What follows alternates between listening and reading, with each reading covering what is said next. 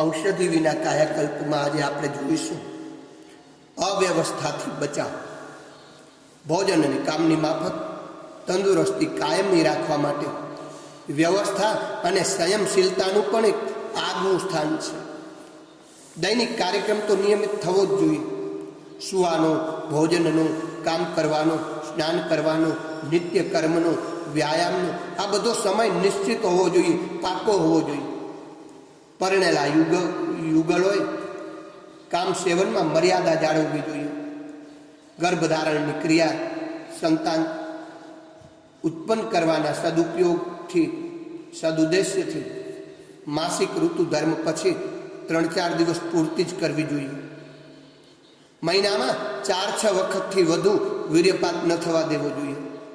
સ્ત્રીને સંતુષ્ટ રાખવા માટે કામ સેવન કરવું જરૂરી છે એવો એ એકદમ ખોટો અને નકામો ભ્રમ લોકોમાં ફેલાયેલો છે.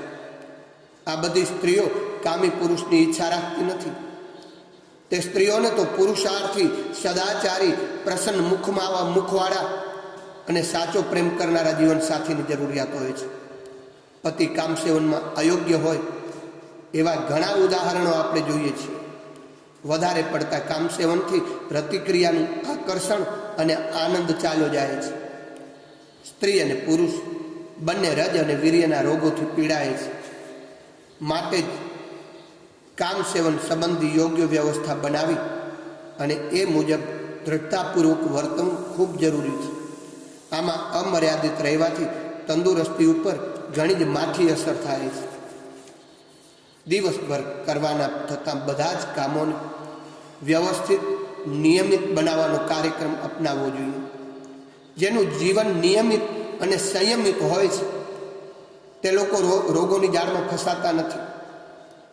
તેની સાથે સાથે સાદાઈ અને સ્વાભાવિકતાનું પણ ખૂબ વિશેષ ધ્યાન રાખવું જોઈએ. કપડાની વણઝારની જરૂર નથી. જબ્બો, ધોતિયું અને ચપ્પલ આટલું પહેરવાથી કામ ચાલી શકે છે. ખૂબ ઓછા વસ્ત્રોમાં પણ કામ ચાલી શકે છે.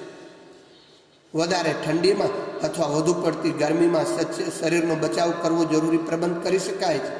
એના માટે કોઈ ના નથી. વધારે પડતા કપડાં પહેરવાથી સૂર્યના કિરણો અને પવન શરીરના બધા જ અંગો સુધી પહોંચી શકતા નથી. પરિણામે પ્રકાશ અને હવાથી બચાવીને રાખવામાં આવેલા છોડ એની જેવી દશા થાય છે, એવી જ દશા શરીરની થાય છે.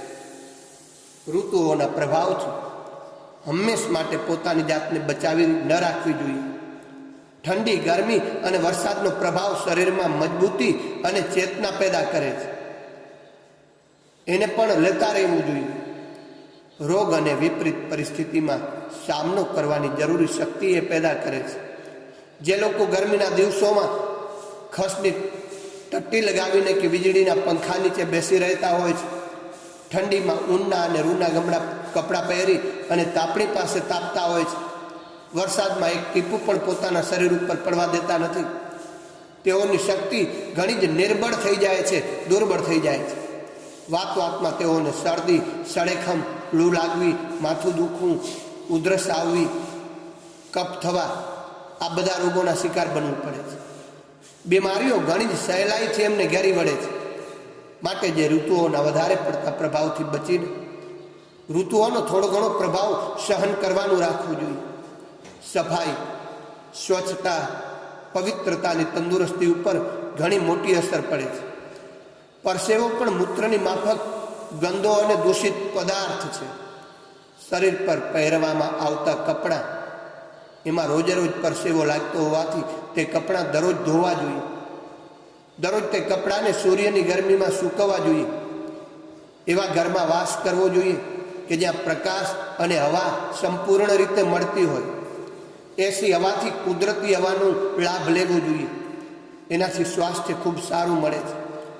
શરીર, કપડાં અને મકાન આ ત્રણેય હંમેશા સ્વચ્છ, નિર્મળ, સુશોભિત અને સાફ સફાઈવાળા રાખવા જોઈએ. ભોજન અને પાણી તથા તેને રાખવાના સ્થાન વગેરે ખૂબ સાફ સુથરીવાળા, સ્વચ્છ હોવા જોઈએ. સારી અને કિંમતી ચીજો પણ મેલી અને ગંદી હશે તો તેનાથી કોઈ લાભ થશે નહીં. અને હંમેશા હસતા રહેવાની, હસમુખ રહેવાની ટેવ તથા પ્રસન્નતાઓનો અનુભવ કરવાની ટેવ પાડવી જોઈએ. ગમે તેટલી મુશ્કેલી આવી પડી હોય, ગમે તેવી વિપત્તિ આવી પડી હોય, ગમે તેવું દુઃખ આવી પડ્યું હોય, તો પણ મન ઉપર એની બહુ ઘેરી અસર પડવા દેવી જોઈએ નહીં. શોક, ચિંતા, ક્ષોભ, ગભરામણ, બેચેની, ઉદ્વિગ્નતા, વ્યાકુળતા, સોંપેલું કામ નહીં કરવાની વૃત્તિ, આ બધા જ તંદુરસ્તીના ભયંકર દુશ્મનો છે. 4 દિવસ ભોજન ન મળવાથી શરીરને જે નુકસાન થાય છે એના કરતાં પણ વધારે નુકસાન 1 દિવસની ચિંતા, શોકાતુર તથા દુઃખ કે વ્યાકુળતાને કારણે થાય છે. આવા માનસિક વિક્ષેપોથી મુશ્કેલીઓમાં ખૂબ વધારો થાય છે અને તે દૂર કરવાનો ઉપાય જડતો નથી. એના પરિણામે મુશ્કેલીઓ ઘણી બધી વધી જાય છે. અરે વિપરીત પરિસ્થિતિમાં પણ માનસિક સંતુલન કાયમી જાળવી રાખવું અને એ મુશ્કેલીઓથી છુટકારો મેળવવાનો સૌથી મોટામાં મોટો સર્વોત્તમ ઇલાજ છે. ગમે તેવી મુશ્કેલીઓ આવે પણ સંતુલન જાળવી રાખીએ. બધી જ ચાલી જશે આમ સતત વિચારવું જોઈએ. દરરોજ 1 કલાક હસવું જોઈએ. એ 1 ગ્લાસ દૂધ તથા 9 ટાંક ઘી કરતાં પણ અધિક વધારેમાં વધારે બળવર્ધક છે. ખુશ રાખનારા, મળગતા રહેનારા, પ્રસન્ન ચિત્તવાળા, હંમેશા હસીને વાત કરનારા, ચહેરા ઉપર હંમેશા ઉલ્લાસ અને અશાંતિના કિરણો ધારણ કરનારા મનુષ્યો હંમેશા તંદુરસ્ત હોય છે.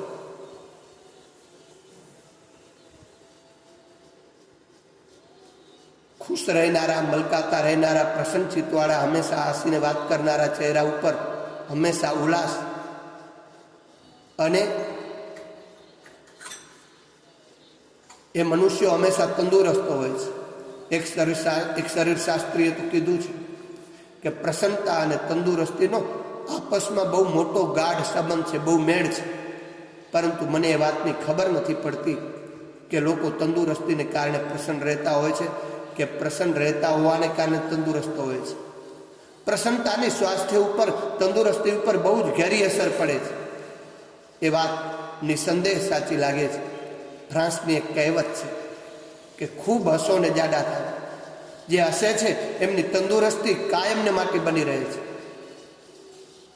એનાથી બીજી બાજુ ક્રોધ કરવાવાળા, ઈર્ષાળુ, બીજાનો ઉત્કર્ષ જોઈને ઈર્ષા કરનારા, મનમાં ને મનમાં બળવો કરનારા કે બળનારા, આખો દિવસ દુર્ભાગ્ય અને દુઃખના રોદણા રોવાવાળા, બીજાઓ ઉપર દોષારોપણ કરવાવાળા, સંકુચિત મનોવૃત્તિવાળા લોકો પોતાના આ સંકુચિત અને દૂષિત મનોભાવોને કારણે પોતાનું લોહી સતત બાળતા રહે છે.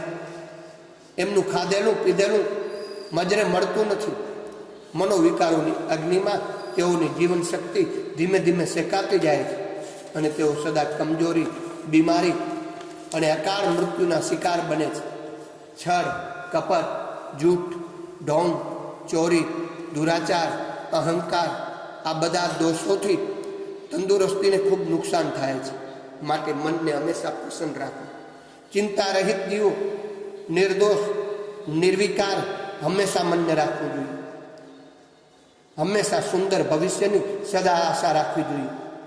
લોકો તરફ સદભાવના, આત્મીયતા, પ્રિયતા તથા ઉદારતાની દ્રષ્ટિથી જોવું જોઈએ. વિશાળતાની દ્રષ્ટિથી જોવું જોઈએ. ઈશ્વર ઉપર સદા વિશ્વાસ રાખવો જોઈએ. હંમેશા નિશ્ચિંત રહેવું જોઈએ, ચિંતા વગરના રહેવું જોઈએ. પરમાત્માના ખોળામાં આપણું જીવન ખૂબ સુરક્ષિત છે. મારું બધું જ કાર્યક્રમ પરમાત્માની કૃપાથી ખૂબ સારી રીતે થઈ રહ્યો છે. આવો અતૂટ વિશ્વાસ રાખવો જોઈએ. અને આવા વિશ્વાસથી પણ ઘણા ખરા ભય, ચિંતા અને સંદેહોથી છુટકારો મેળવી શકાય છે. યાદ રાખો, સ્વાસ્થ્યને સુરક્ષિત રાખવા માટેની 4 વાતોની ખૂબ જરૂર છે. એમાં કઈ 4 વાતો? તો કે ખાદ્ય પદાર્થોની સામગ્રી, પસંદગી, કેવું ખાવું જોઈએ. બીજું, ખાવાની પદ્ધતિ. ત્રીજું, જરૂરી શ્રમ. અને ચોથું, અવ્યવસ્થાથી બચાવ. આ 4 વાતો આપણે અહીંયા કરી. આ 4 વાતો ઉપર ધ્યાન રાખી અને એ જ પ્રમાણે આચરણ કરવું. આ કંઈ બહુ અઘરું નથી. મનને જરાક સાવધાન કરી થોડા દિવસ સુધી આ બાબત ઉપર જો પ્રયત્નપૂર્વક ધ્યાન કરવામાં આવે, ધ્યાન રાખવામાં આવે તો પછી તે હંમેશની ટેવ બની જાય છે અને આ બધી વાતો સ્વભાવમાં સામેલ થઈ જાય છે. આ 4 વાતો જો તમારા જીવનમાં ટેવ બની જાય, આદત બની જાય, તો તમારે સમજી લેવાનું છે કે તમે તંદુરસ્તી ઉપર સફળતાપૂર્વક વિજય પ્રાપ્ત કરી લીધો છે. માટે હે કાયાકલ્પની ઈચ્છા રાખનારાઓ, આ 4 વાતો ઔષધિ નથી, પરંતુ જો તમારા જીવનમાં આનો પ્રયોગ કરવામાં આવે તો તે હજારો રૂપિયાની રંગબેરંગી દવાઓની બાટલી કરતાં પણ અધિક કિંમતી છે, કિંમતીમાં કિંમતી છે અને અમૂલ્ય છે, જેનું 1 રૂપિયાનું મૂલ્ય નથી. તમે બધા આ નિયમોનું પાલન કરો, તમારું શરીર એટલું બધું તંદુરસ્ત બની જશે કે આજની તંદુરસ્તીના મુકાબલામાં એને જરૂર કાયાકલ્પ કહી શકાશે.